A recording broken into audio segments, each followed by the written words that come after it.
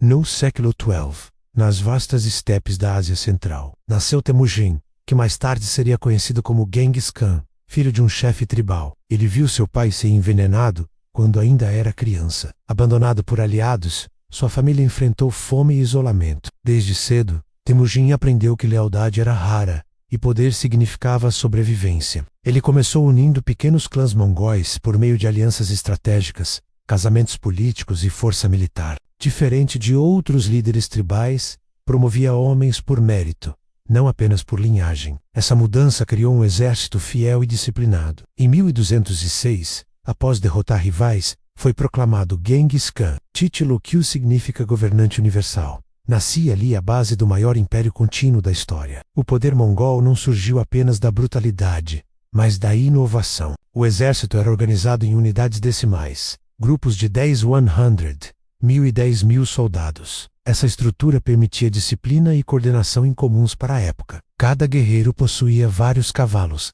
garantindo mobilidade extraordinária. Arqueiros montados dominavam o campo de batalha com arcos compostos, capazes de perfurar armaduras a longa distância. A comunicação era feita por bandeiras e sinais sonoros, possibilitando manobras rápidas. A estratégia de fingir retirada para atrair inimigos era frequente e devastadora. Enquanto exércitos europeus dependiam de infantaria pesada, os mongóis se moviam como o vento. A guerra tornou-se velocidade, precisão e adaptação constante. Antes de conquistar o mundo, Genghis Khan precisava dominar sua própria terra. As tribos mongóis viviam em conflitos constantes. Ele derrotou os tártaros, submeteu os merquitas e enfrentou antigos aliados. Mas sua maior força foi política. Criou o código legal conhecido como Yasa.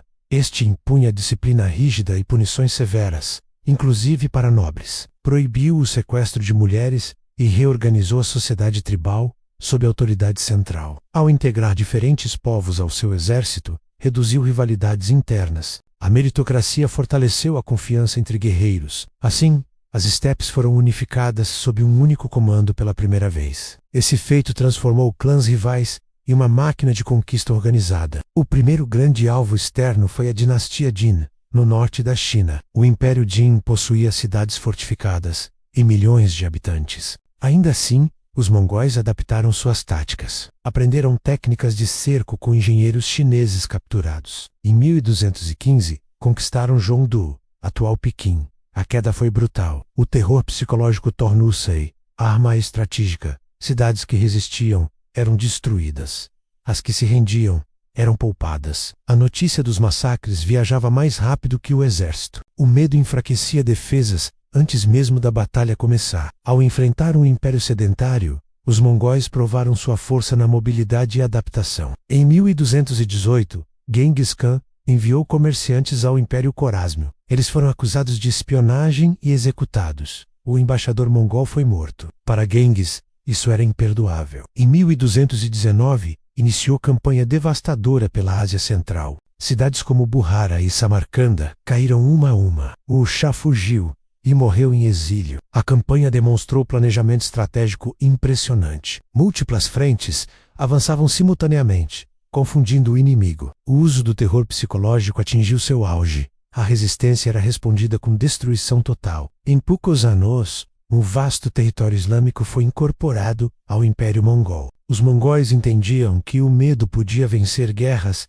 antes do combate. Relatos de massacres eram deliberadamente espalhados. Sobreviventes eram libertados para contar. Muitas cidades se rendiam sem lutar. No entanto, a brutalidade não era aleatória. Regiões que cooperavam recebiam proteção e autonomia local. O império precisava de comércio e tributos, não apenas de ruínas. Essa combinação de violência exemplar e pragmatismo administrativo garantiu expansão rápida. O terror não era fim em si mesmo, mas instrumento político. Ao manipular a psicologia coletiva, Genghis Khan reduziu o custo militar e acelerou conquistas. Ao contrário da imagem puramente destrutiva, o Império Mongol desenvolveu administração eficiente. Criou rotas seguras conhecidas como Pax Mongolica, facilitando o comércio da China ao Mediterrâneo.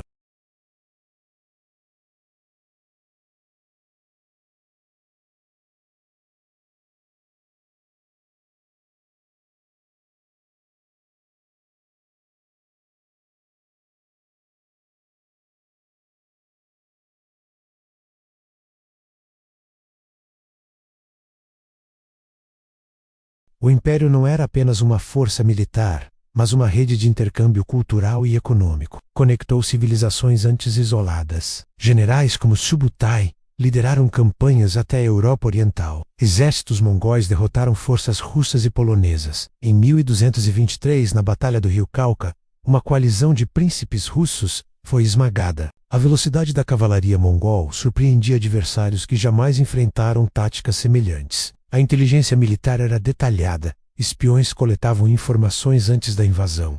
Pontes eram construídas rapidamente. Desertos eram atravessados com planejamento logístico preciso. A expansão não foi improvisada, mas sistemática. Mesmo territórios distantes sentiam o impacto da nova potência asiática, que avançava com disciplina e estratégia calculada. Genghis Khan morreu em 1227, durante campanha contra o reino Xia ocidental. A causa exata é incerta. Seu corpo foi enterrado secretamente. Antes de morrer, organizou sucessão entre seus filhos, garantindo continuidade do império. Sob seus herdeiros, especialmente Ogedei, o território se expandiu ainda mais, alcançando o Oriente Médio e partes da Europa Central. No auge, o Império Mongol tornou-se o maior império terrestre contínuo da história. Mais do que conquistas militares, deixou impacto duradouro nas rotas comerciais, intercâmbios culturais e na reorganização geopolítica da Eurásia. O Império Mongol transformou o mundo medieval. Ele conectou o Oriente e Ocidente de maneira inédita, difundiu tecnologias,